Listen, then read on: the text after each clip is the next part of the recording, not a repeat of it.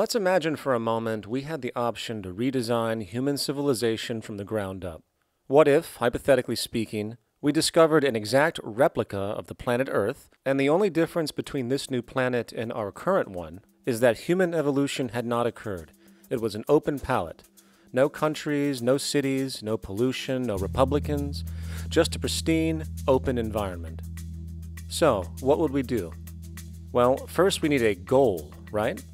And it's safe to say that goal would be to survive. And not to just survive, but to do so in an optimized, healthy, prosperous way.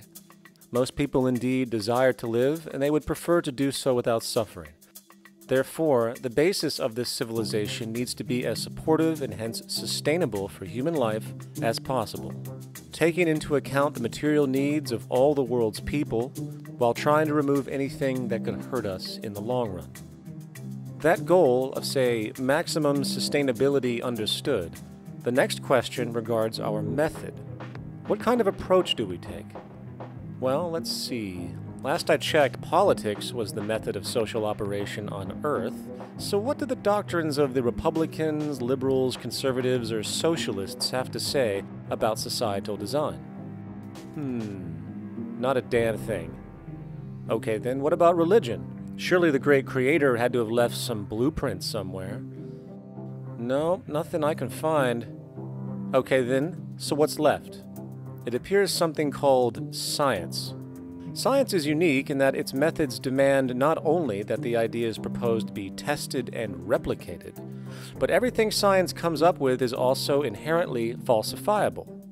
In other words, unlike religion and politics, science has no ego, and everything it suggests accepts the possibility of being proven wrong eventually. It holds on to nothing and evolves constantly. Well, that sounds natural enough to me. So then, based on the current state of scientific knowledge in the early 21st century, along with our goal of maximum sustainability for the human population, how do we begin the actual process of construction? Well, the first question to ask, what do we need to survive? The answer, of course, are planetary resources.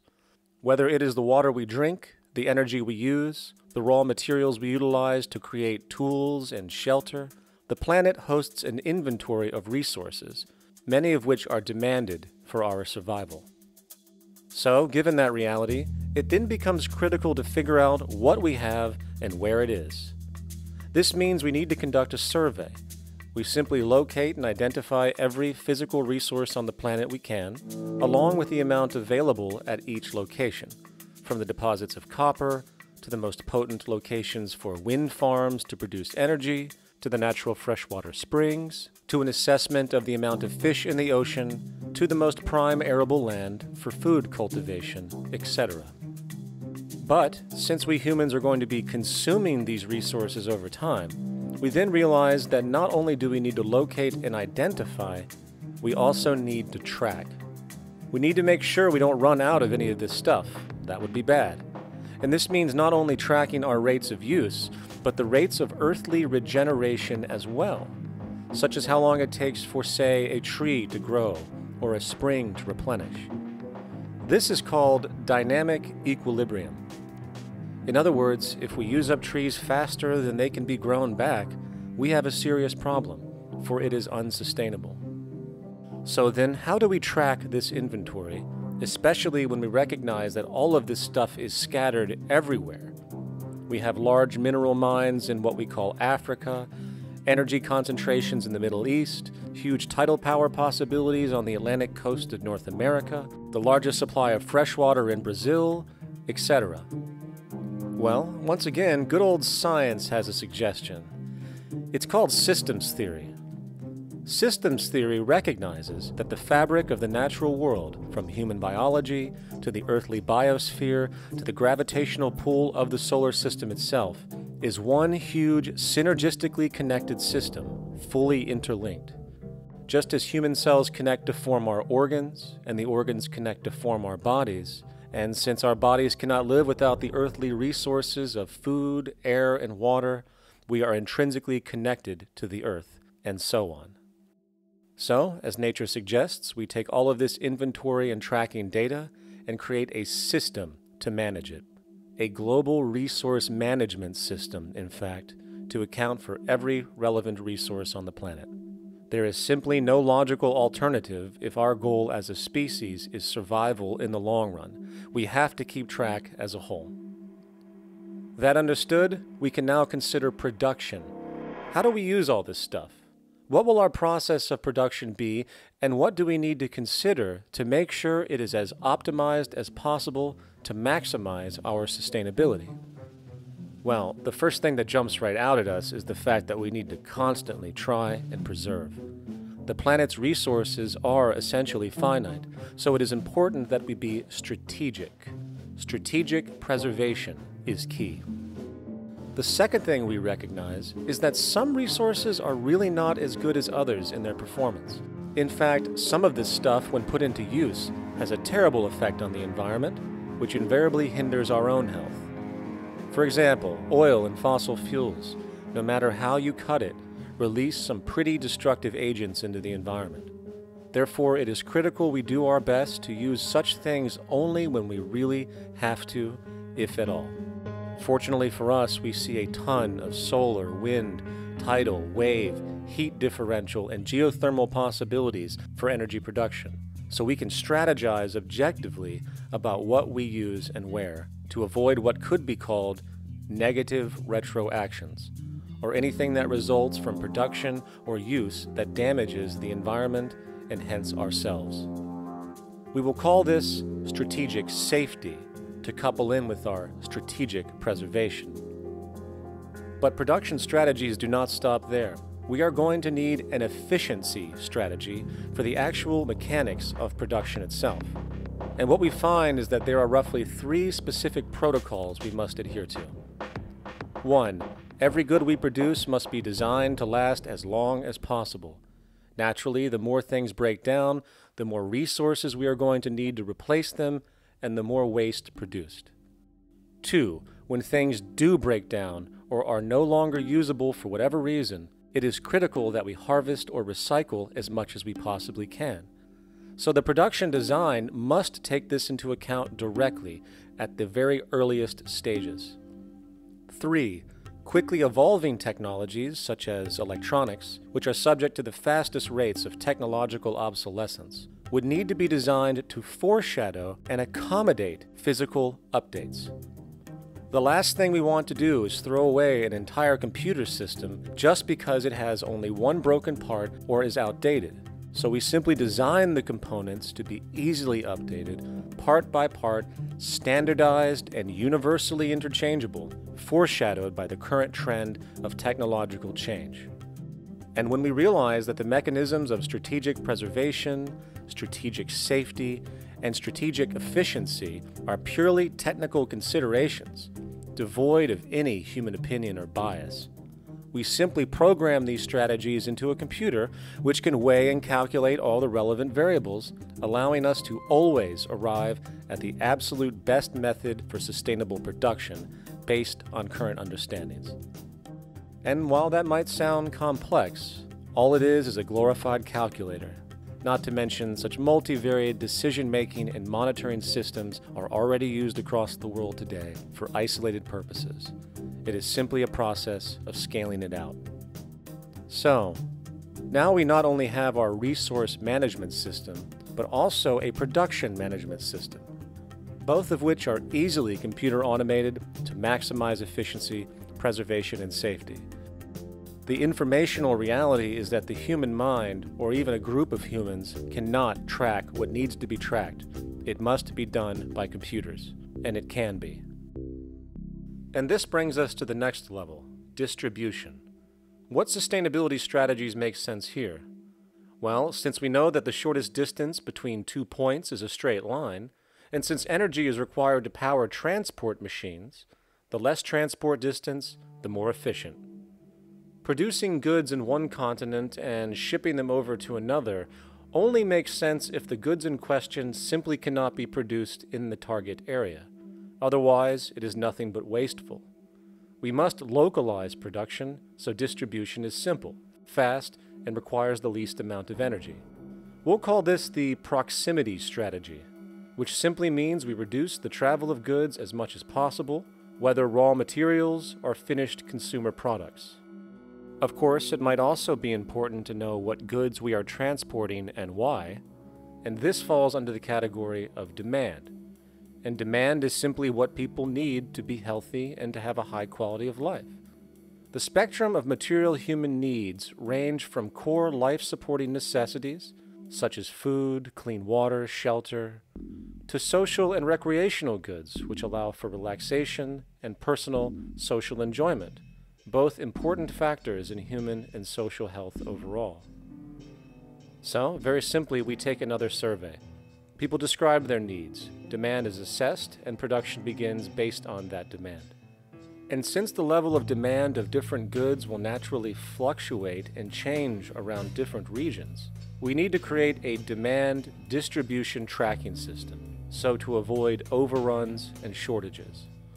Of course, this idea is old news. It is used in every major store chain today to make sure they keep up with their inventory. Only this time we are tracking on a global scale. But, wait a minute, we really can't fully understand demand if we don't account for the actual usage of the good itself. Is it logical and sustainable for every single human to, say, have one of everything made, regardless of their usage? No, that would be simply wasteful and inefficient. If a person has a need for a good, but that need is only for, say, 45 minutes a day on average, it would be much more efficient if that good was made available to them and to others when needed. Many forget that it isn't the good that they want, it is the purpose of that good. When we realize that the good itself is only as important as its utility, we see that external restriction, or what we might call today ownership, is extremely wasteful and environmentally illogical in a fundamental economic sense. So, we need to devise a strategy called strategic access. This will be the foundation of our demand distribution tracking system, which makes sure we can meet the demand of the population's needs for access of whatever they need, when they need it. And as far as physically obtaining the goods, centralized and regional access centers all make sense for the most part, placed in close proximity to the population, and a person would simply come in, take the item, use it, and when finished, return it when it is no longer needed. Sort of how a library works today. In fact, these centers could not only exist in the community in the way we see local stores today, but specialized access centers would exist in specific areas where often certain goods are utilized, saving more energy with less repeat transport.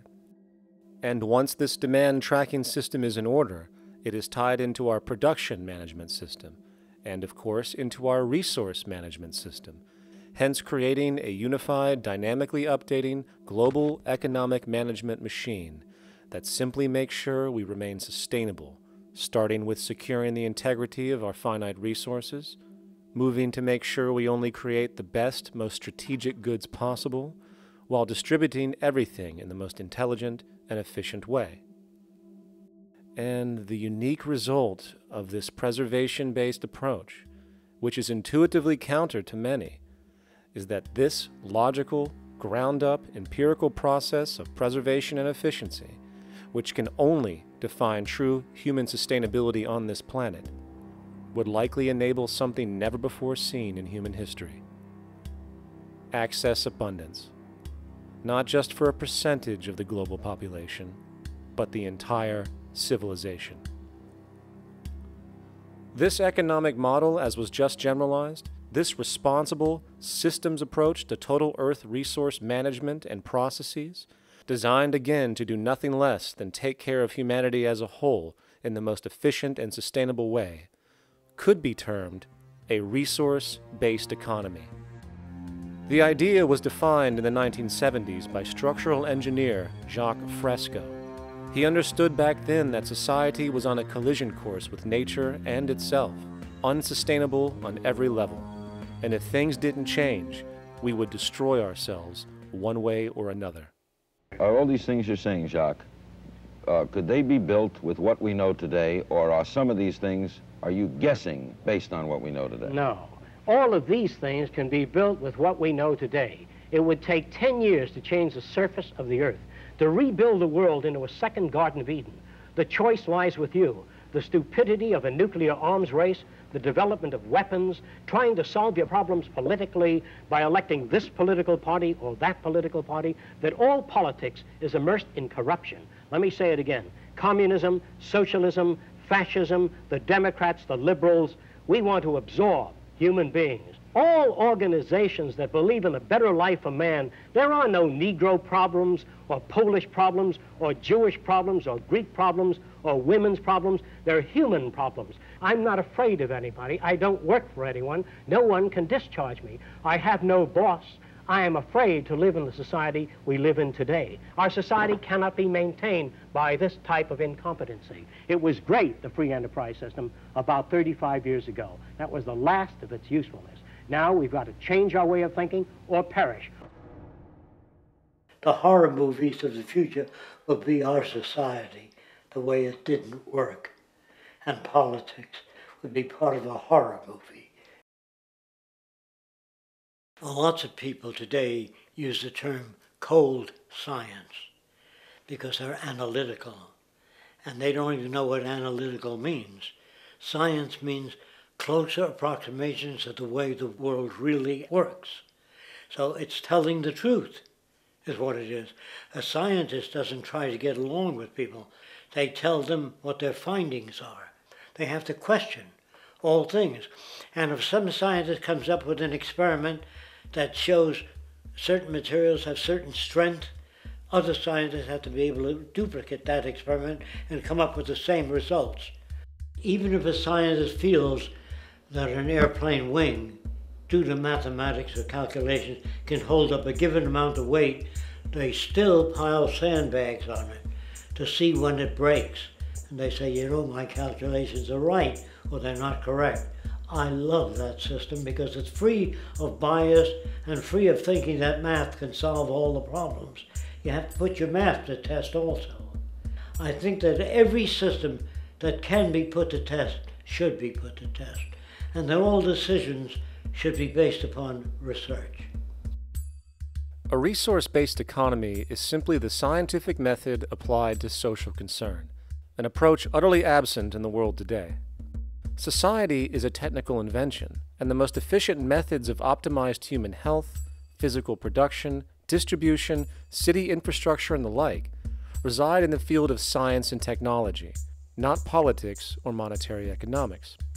It operates in the same systematic way as, say, an airplane, and there is no Republican or liberal way to build an airplane. Likewise, nature itself is the physical referent we use to prove our science, and it is a set system, emerging only from our increased understanding of it. In fact, it has no regard for what you subjectively think or believe to be true. Rather, it gives you an option. You can learn and fall in line with its natural laws and conduct yourself accordingly, invariably creating good health and sustainability, or you can go against the current to no avail. It doesn't matter how much you believe you can just stand up right now and walk on the wall next to you. The law of gravity will not allow it. If you do not eat, you will die. If you are not touched as an infant, you will die. As harsh as it may sound, nature is a dictatorship, and we can either listen to it and come in harmony with it, or suffer the inevitable adverse consequences. So, a resource-based economy is nothing more than a set of proven, life-supporting understandings where all decisions are based upon optimized human and environmental sustainability. It takes into account the empirical life ground, which every human being shares as a need, regardless, again, of their political or religious philosophy. There is no cultural relativism to this approach. It isn't a matter of opinion. Human needs are human needs, and having access to the necessities of life, such as clean air, nutritious food, and clean water, along with a positively reinforcing, stable, nurturing, and non-violent environment, is demanded for our mental and physical health, our evolutionary fitness, and hence the species' survival itself. A resource-based economy would be based upon available resources. You can't just bring a lot of people to an island or build a city of 50,000 people without having access to the necessities of life. So when I use the term a comprehensive systems approach, I'm talking about doing an inventory of the area first and determining what that area can supply, not just architectural approach, not just design approach, but design must be based on all of the requirements to enhance human life. And that's what I mean by an integrated way of thinking. Food, clothing, shelter, warmth, love, all those things are necessary. If you deprive people of any of them, you have a lesser human being, less capable of functioning. As previously outlined, a resource-based economy's ground-up, global, systems approach to extraction, production, and distribution is based upon a set of true economic mechanisms, or strategies, which guarantee efficiency and sustainability in every area of the economy. So, continuing this train of thought regarding logical design, what is next in our equation? Where does all this materialize? Cities. The advent of the city is a defining feature of modern civilization. Its role is to enable efficient access to the necessities of life, along with increased social support and community interaction. So how would we go about designing an ideal city? What shape should we make it? Square? Trapezoid? Well, given we're going to be moving around the thing, we might as well make it as equidistant as possible for ease, hence the circle. What should the city contain? Well, naturally we need a residential area, a goods production area, a power generation area, an agricultural area. But we also need nurturing as human beings, hence culture, nature, recreation, and education. So let's include a nice open park, an entertainment events area for cultural purposes and socializing, and educational and research facilities. And since we're working with a circle, it seems rational to place these functions in belts based on the amount of land required for each goal, along with ease of access. Very good. Now, let's get down to specifics. First, we need to consider the core infrastructure, or intestines, of the city organism. These would be the water, good, waste, and energy transport channels. Just as we have water and sewage systems under our cities today, we would extend this channeling concept to integrate waste recycling and delivery itself. No more mailmen or garbage men. It is built right in. We could even use automated pneumatic tubes and similar technologies. Same goes for transport. It needs to be integrated and strategically designed to reduce or even remove the need for wasteful, independent automobiles. Electric trams, conveyors, transveyors, and maglevs, which can take you virtually anywhere in the city, even up and down, along with connecting you to other cities as well. And of course, in the event an automobile is required, it is automated by satellite for safety and integrity. In fact, this automation technology is in working order right now. Automobile accidents kill about 1.2 million people every single year, injuring about 50 million. This is absurd and doesn't have to occur. Between efficient city design and automated driverless cars, this death toll can be virtually eliminated. Agriculture. Today, through our haphazard, cost-cutting industrial methods, using pesticides, excessive fertilizers, and other means, we have successfully destroyed much of the arable land on this planet, not to mention also extensively poisoning our bodies. In fact, industrial and agricultural chemical toxins now show up in virtually every human being tested, including infants. Fortunately, there is a glaring alternative: the soilless mediums of hydroponics and aeroponics, which also reduce nutrient and water requirements by up to 75% of our current usage. Food can now be organically grown on an industrial scale in enclosed vertical farms, such as in 50-story 1-acre plots, virtually eliminating the need for pesticides and hydrocarbons in general. This is the future of industrial food cultivation, efficient, clean, and abundant. So, such advanced systems would be, in part, what comprise our agricultural belt, producing all the food required for the entire city's population, with no need to import anything from the outside, saving time, waste, and energy. And speaking of energy, the energy belt would work in a systems approach to extract electricity from our abundant renewable mediums, specifically wind, solar, geothermal, and heat differentials, and if near water potentials, tidal and wave power. To avoid intermittency and make sure a positive net energy return occurs, these mediums would operate in an integrated system, powering each other when needed, while storing excessive energy to large supercapacitors under the ground, so nothing can go to waste. And not only does the city power itself, particular structures will also power independently and generate electricity through photovoltaic paints, structural pressure transducers, the thermocouple effect, and other current but underutilized technologies. But of course, this begs the question, how does this technology and goods in general get created in the first place? This brings us to production. The industrial belt, apart from having hospitals and the like, would be the hub of factory production. Completely localized overall, it would of course obtain raw materials by way of the global resource management system just discussed, with demand being generated by the population of the city itself. As far as the mechanics of production, we need to discuss a new, powerful phenomenon which was sparked very recently in human history and is on pace to changing everything. It's called mechanization, or the automation of labor. Well, if you look around you, you'll notice that almost everything that we use today is built automatically. Your shoes, your clothes, your home appliances, your car, and so on, they are all built by machines in an automatic way. Can we say that the society has not been influenced by these major technological advancements? Of course not. These systems really dictate new structures and new needs, and they make a lot of other things obsolete. So we've been going up in the development and use of technology in an exponential way. So definitely automation is going to continue. You cannot stop technologies that just make sense.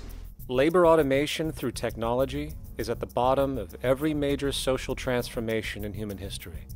From the agricultural revolution and the invention of the plow, to the industrial revolution and the invention of the powered machine, to the information age we live in now through essentially the invention of advanced electronics and computers. And with regard to advanced production methods today, mechanization is now evolving on its own, moving away from the traditional method of assembling component parts into a configuration into an advanced method of creating entire products in one single process. Like most engineers, I'm fascinated by biology because it's so full of examples of extraordinary pieces of engineering. And absolutely, what biology is the study of things that copy themselves. Of course, that's good a definition of life as we've got. Again, as an engineer, I've always been intrigued by the idea of machines that would copy themselves. RepRap is a three-dimensional printer. That's to say, it's a printer that you plug into a computer, and instead of making two-dimensional sheets of paper with patterns on, it makes real, physical, three-dimensional objects. Now, there's nothing new about that. 3D printers have been around for about 30 years. Big thing about RepRap is that it prints most of its own parts. So if you've got one, you can make another one and give it to a friend, as well as being able to print lots of useful things.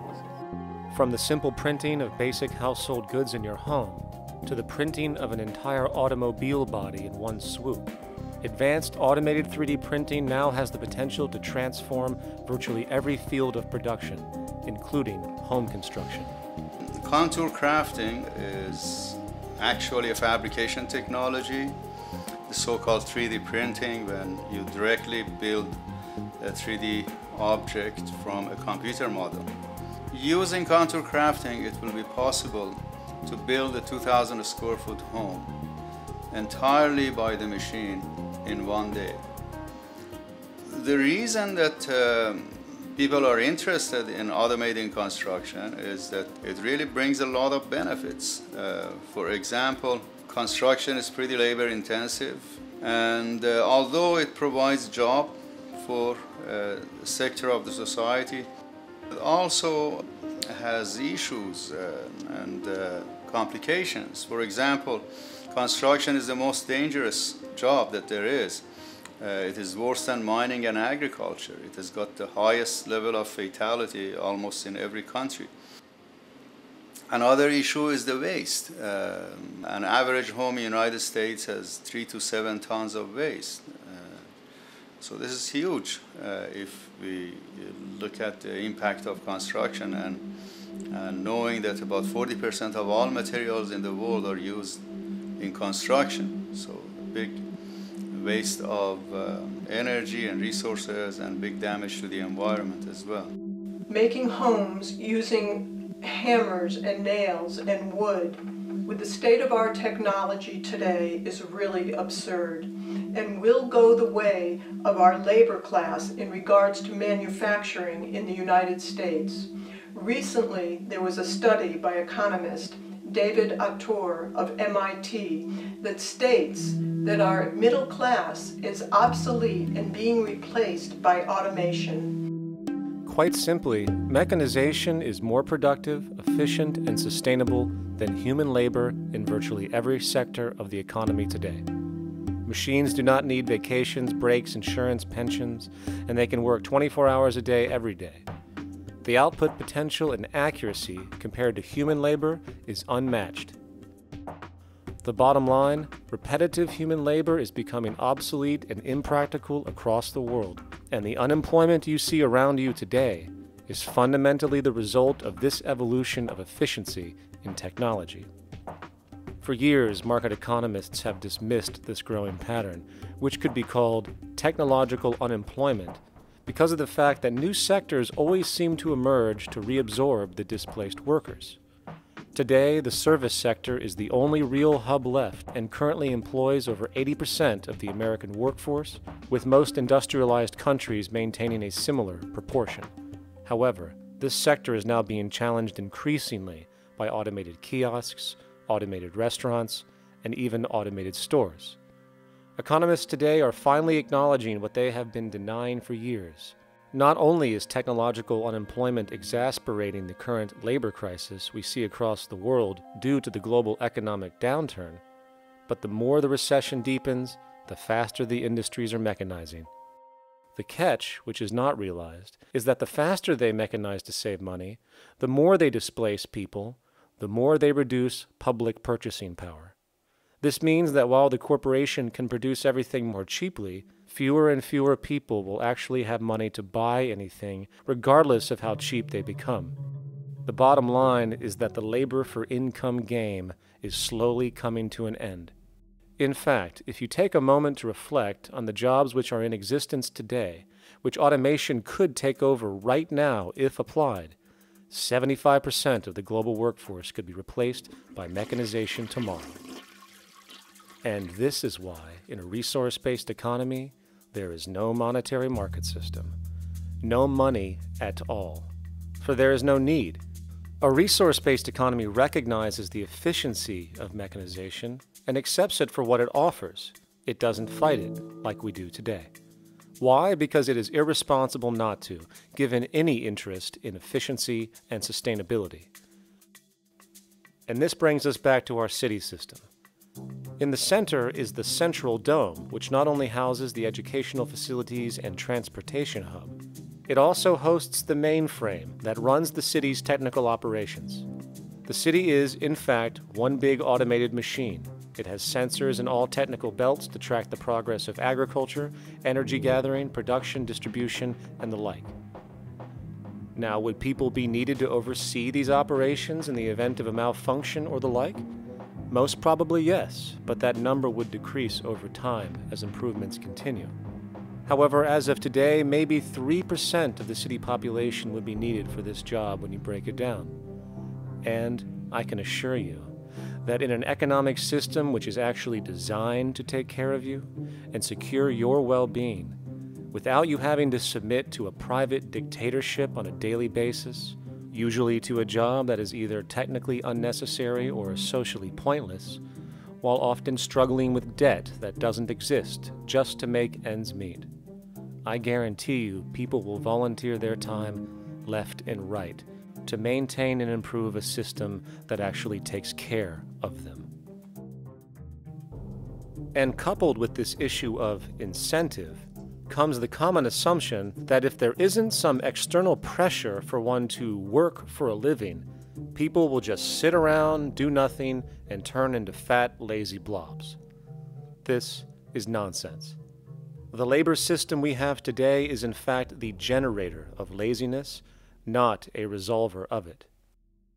If you think back to when you were a child, full of life, interested in new things to understand, likely creating and exploring, but as time went on, the system pushed you into the focus of figuring out how to make money. And from early education to study at a university, you are narrowed, only to emerge as a creature which serves as a cog in a wheel in a model that sends all the fruits to the upper 1%. Scientific studies have now shown that people are, in fact, not motivated by monetary reward when it comes to ingenuity and creation. The creation itself is the reward. Money, in fact, appears only to serve as an incentive for repetitive, mundane actions, a role we have just now shown can be replaced by machine. So when it comes to innovation, the actual use of the human mind, the monetary incentive has proven to be a hindrance, interfering and detracting from creative thought. And this might explain why Nikola Tesla, the Wright brothers, and other inventors who contributed massively to our current world never showed a monetary incentive to do so. Money is, in fact, a false incentive and causes 100 times more distortion than it does contribution. Good morning, class. Please settle down. The first thing I would like to do is go around the room and ask what everyone would like to be when they grow up. Who'd like to go first? Okay, how about you, Sarah? When I grow up, I want to work at McDonald's like my mom. Oh, family tradition, eh? How about you, Linda? When I grow up, I'm going to be a prostitute on the streets of New York City. Oh, glamour girl, huh? Very ambitious. How about you, Tommy?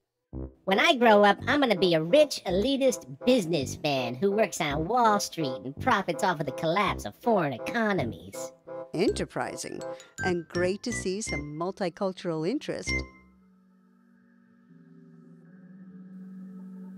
As stated before, a resource-based economy applies the scientific method to social concern, and this isn't limited to simply technical efficiency. It also has the consideration of human and social well-being directly and what comprises it. What good is a social system if, in the end, it doesn't produce happiness and peaceful coexistence? So it is important to point out that with the removal of the money system and the necessities of life provided, we would see a global reduction in crime by about 95% almost immediately, for there is nothing to steal, embezzle, scam, or the like. 95% of all people in prisons today are there due to some monetary-related crime or drug abuse, and drug abuse is a disorder, not a crime. So what about the other 5%, the truly violent, often seeming to some as being violent for the sake of being violent? Are they just evil people? The reason that I frankly think it's a waste of time to engage in moral value judgments about people's violence is because it doesn't advance by one iota our understanding of either the causes or the prevention of the violent behavior. People sometimes ask if I believe in forgiving criminals. My answer to that is, no, I don't believe in forgiveness any more than I believe in condemnation. It's only if we as a society can take the same attitude of treating violence as a problem in public health and preventive medicine rather than as a moral evil. It's only when we make that change in our own attitudes and assumptions and values that we will actually succeed in reducing the level of violence rather than stimulating it, which is what we do now. The more justice you seek, the more hurt you become, because there's no such thing as justice. There is whatever there is out there. That's it. In other words, if people are conditioned to be racist, bigots, if they're brought up in an environment that advocates that, why do you blame the person for it? They're a victim of a subculture. Therefore, they have to be helped. The point is, we have to redesign the environment that produces aberrant behavior. That's the problem, not putting a person in jail. That's why judges, lawyers, freedom of choice, such concepts are dangerous, because it gives you misinformation that the person is bad or that person is a serial killer. Serial killers are made, just like soldiers become serial killers with a machine gun. They become killing machines, but nobody looks at them as murderers or assassins, because that's natural. So we blame people. We say, well, this guy was a Nazi, he tortured Jews. No, he was brought up to torture Jews. Once you accept the fact that people have individual choices and they're free to make those choices, free to make choices means without being influenced. And I can't understand that at all. All of us are influenced in all our choices by the culture we live in, by our parents, and by the values that dominate. So we're influenced. So there can't be free choices. What's the greatest country in the world? The true answer, I haven't been all over the world, and I don't know enough about different cultures to answer that question. I don't know anybody that speaks that way. They say, good old USA, the greatest country in the world. There's no survey. Have you been to India? No. Have you been to England? No. Have you been to France? No. What do you make your assumptions on? They can't answer. They get mad at you. They say, well, goddamn it, who the hell are you to tell me what to think? You know, don't forget, you're dealing with aberrated people. They're not responsible for their answers. They're victims of culture. That means they've been influenced by their culture.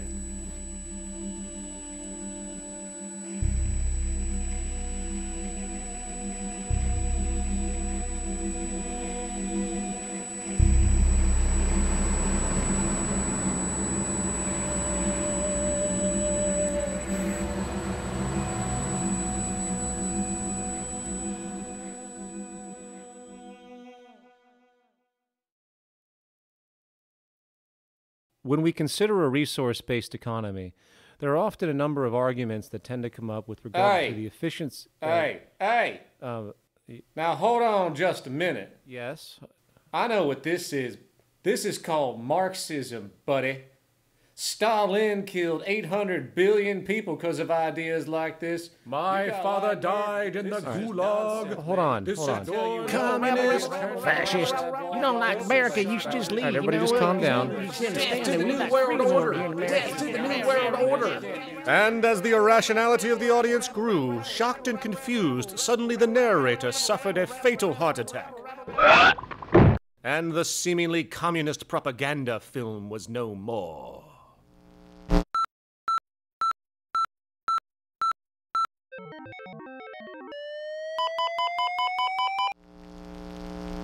You know, I've said that sort of thing to people in think tank type of situations, and you know, these Club of Rome types and so forth. Marxist? What Marxist? Where did that come from? You know, they got this icon they hold on to as their holy grail, and it's such an easy one. You know, people ask if I'm a socialist or a communist or a capitalist, and I say I'm none of the above. And why do you think that those are the only options? All of those political constructs were created by writers who assumed that we lived on a planet of infinite resources. Not a one of those political philosophies even contemplates that there might be a shortage of anything.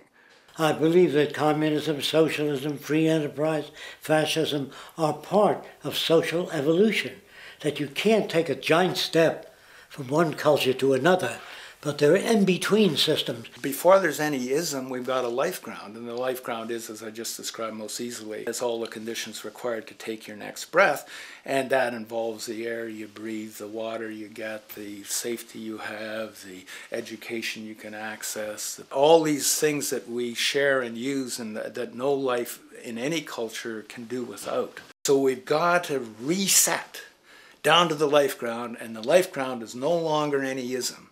It's life value analysis. It's simply a matter of historical fact that the dominant intellectual culture of any particular society reflects the interest of the dominant group in that society. In a slave-owning society, the beliefs about human beings and human rights and so on will reflect the needs of the slave owners. In a society which again is based on the power of certain people to control and profit from the lives and work of millions of others, the dominant intellectual culture will reflect the needs of the dominant group. And so that if you look across the board, the ideas that pervade psychology and sociology and history and political economy and political science fundamentally reflect certain elite interests.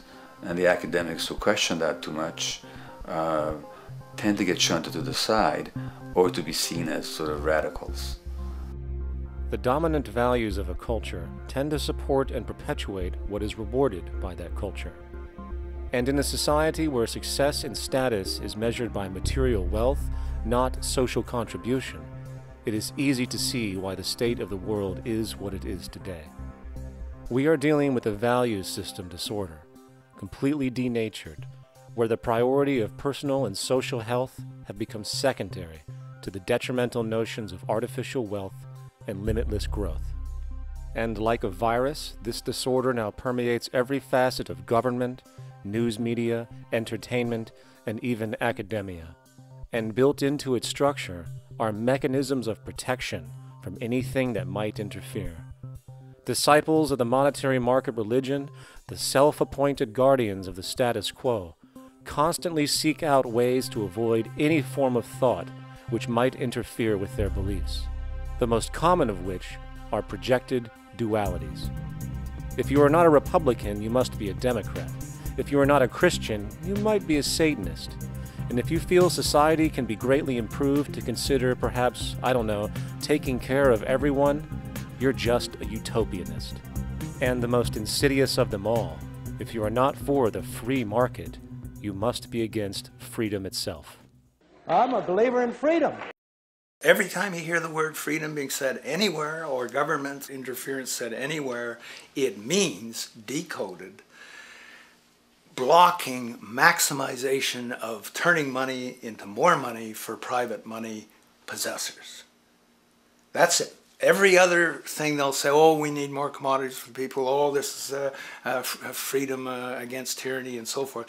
Every time you see it, you can decode it down to that. And I think you'll find a one-to-one correlation with every time they use it.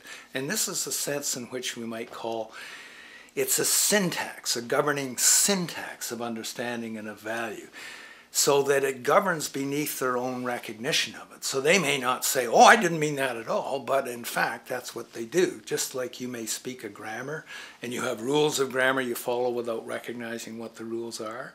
And so what we have is what I call the ruling value syntax that underlies this. So every time they use these words, government interference, lack of freedom, or progress, or development, you can decode them all to come back to mean that.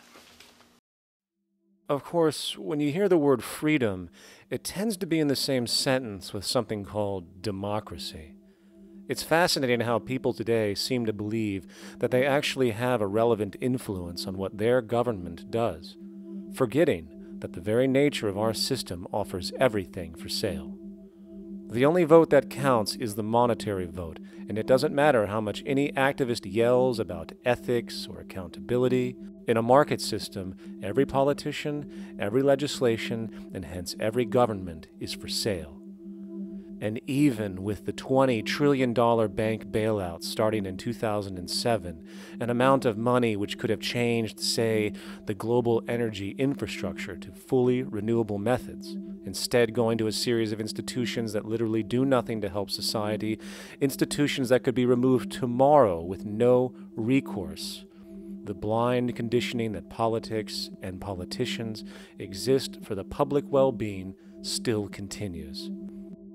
The fact is, politics is a business, no different than any other in a market system, and they care about their self-interest before anything else. I don't really, honestly, deep down believe in political action. I think the system contracts and expands as it wants to. It accommodates these changes. I think the civil rights movement was an accommodation on the part of those who own the country.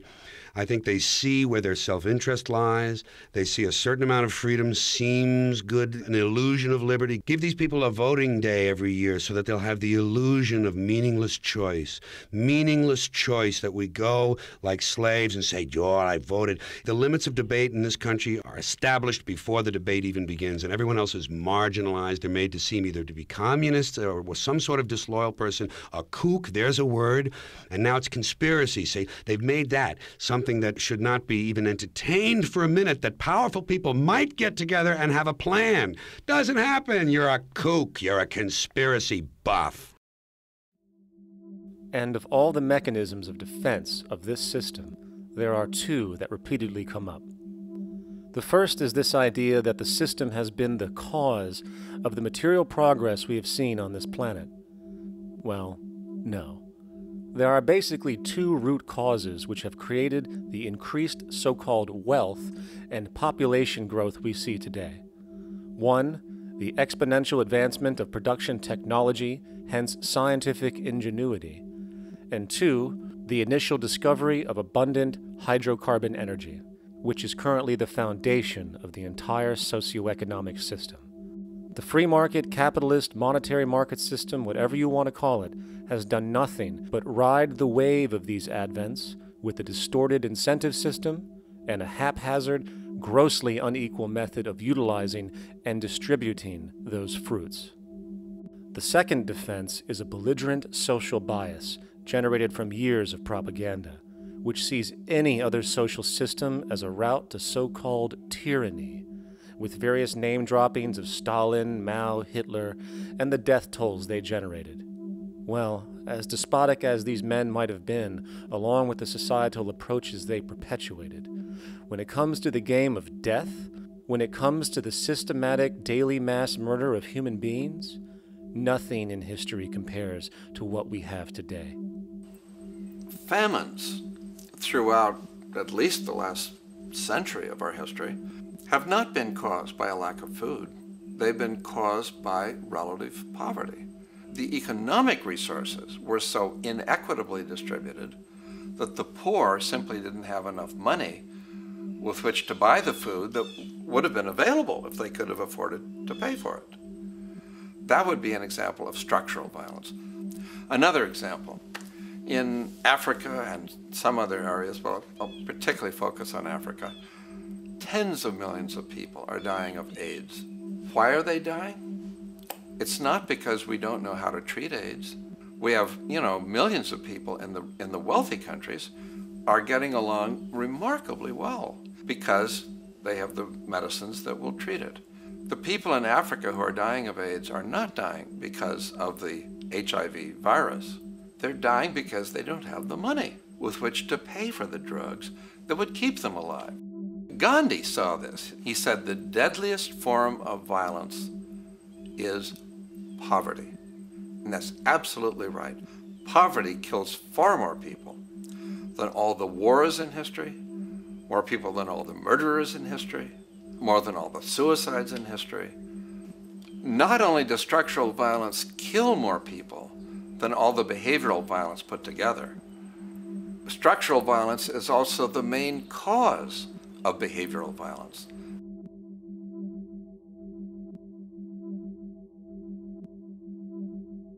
Oil is the foundation of, and that is present throughout the edifice of human civilization. There are 10 calories of hydrocarbon energy, oil and natural gas, in every calorie of food you and I eat in the industrialized world. Fertilizers are made from natural gas. Pesticides are made from oil. You drive oil-powered machines to plant, plow, irrigate, harvest, transport, package. You wrap the food in plastic, that's oil. All plastic is oil. There are 7 gallons of oil in every tire. Oil is everywhere. It's ubiquitous. And it's only because of oil that there are 7 billion people, or almost 7 billion people on this planet right now. The arrival of this cheap, easy energy, which is equivalent, by the way, to billions of slaves working around the clock, changed the world in such a radical way over the last century, and the population has gone up 10 times. But by 2050, oil supply is able to support less than half the present world's population in their present way of life. So the scale of adjustment to live differently is just enormous. The world is now using 6 barrels of oil for every barrel it finds. 5 years ago, it was using 4 barrels of oil for every barrel it finds.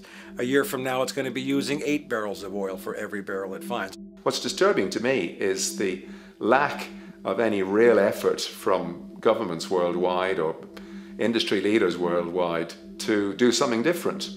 I mean, we have these sort of attempts to build more wind power and to maybe do something with tide. We've got attempts to make our cars a little bit more efficient. But there's nothing which really looks like a revolution coming along. These are all pretty minor. And that, I think, is pretty frightening. And the governments who are driven by these economists who don't really appreciate what we're talking about are trying to stimulate consumerism to restore past prosperity in the hope that they can restore the past. They're printing yet more money lacking any collateral at all. So if the economy improves and recovers and growth, the famous growth comes back, it'll only be short-lived because within a short period of time, counted in months rather than years, it'll hit the supply barrier again. There'll be another price shock and a deeper recession. So I think we go into a series of vicious circles. So you have the economic growth going up, price spike, everything shuts down, that's where we are now. Then it starts to come up again. But what we have now is this area where there's no more ability to produce cheap energy. We're at the peak. We're on the downslope of oil production. No way you're going to get any more out of the ground any faster, which means that things shut down. The price of oil drops, which it did in early 2009, but then as you have an ersatz so-called recovery, the price of oil starts to come back. It's recently been hovering around $80 a barrel, and what we see is at $80 a barrel now, with the economic and financial collapse, people are having a hard time affording that. World oil production right now is about 86 million barrels a day. Over 10 years, you're looking at roughly 40 million barrels a day having to be replaced. There's nothing around which can come even within 1% of meeting that sort of demand. If we don't do something pretty quickly, there's going to be a huge energy deficiency. I think the big mistake is in not recognizing a decade or so ago that a concerted effort needed to be made to develop these sustainable forms of energy. I think that's something our grandchildren will look back on with total disbelief. You people knew that you were dealing with a finite commodity. How could you possibly have built your economy around something which was going to disappear? For the first time in human history, the species is now faced with the depletion of a core resource central to our current system of survival. And the punchline of the whole thing is that even with oil becoming more and more scarce, the economic system will still blindly push its cancerous growth model, so people can go out and buy more oil-powered cars to generate GDP and jobs, exacerbating the decline. Are there solutions to replace the edifice of the hydrocarbon economy? Of course. But the path needed to accomplish these changes will not manifest through the market system protocols required, since new solutions can only be implemented through the profit mechanism. People are not investing in renewable energies because there is no money in it in both the long and short term, and the commitment needed to make it happen can only occur at a severe financial loss. Hence, there is no monetary incentive, and in this system, if there's no monetary incentive, things do not happen. And on top of it all, peak oil is just one of many surfacing consequences of the environmental social train wreck gaining speed today. Other declines include freshwater, the very fabric of our existence, which is currently showing shortages for 2.8 billion people, and those shortages are on pace to reach 4 billion by 2030. Food production, the destruction of arable cropland, from which 99.7% of all human food comes from today, is occurring up to 40 times faster than it is being replenished.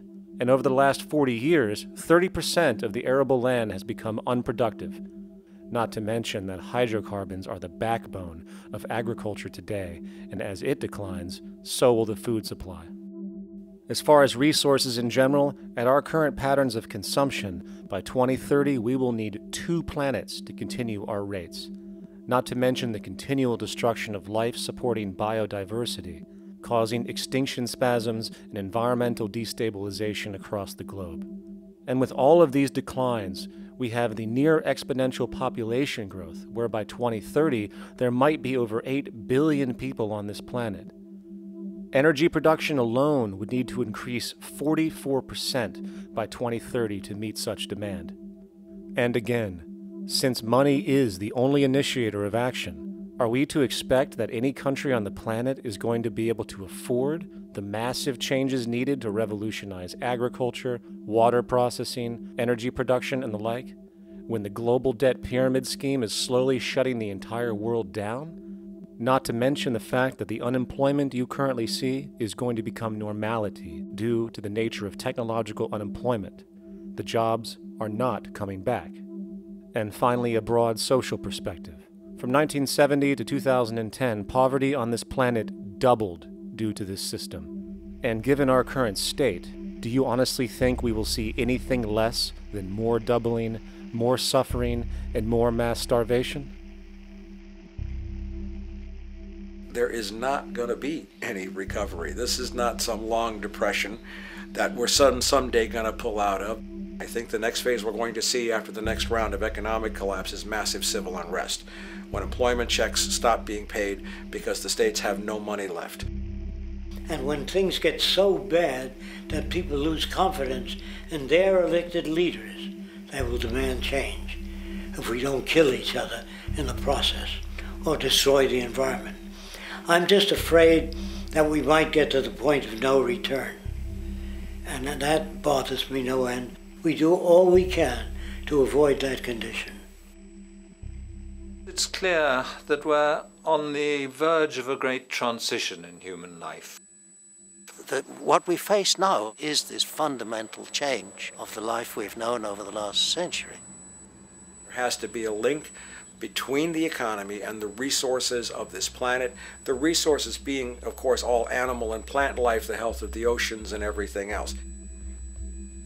This is a monetary paradigm that will not let go until it's killed the last human being. The in-group will do all it can to stay in power. And that's what you got to keep in mind. They'll use the Army and Navy and lies or whatever they have to use to keep in power. They're not about to give it up because they don't know of any other system that will perpetuate their kind.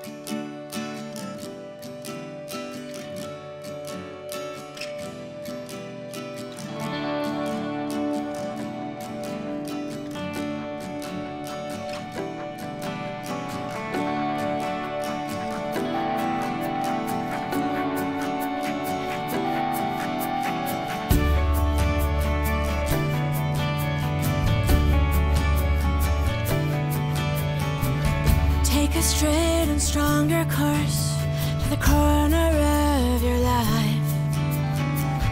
Just remember that the goal is for us all to capture all we want.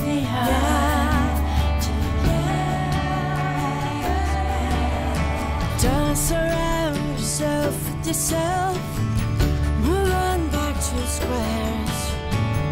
Send an instant karma to me, and I shall live with love and care for yourself.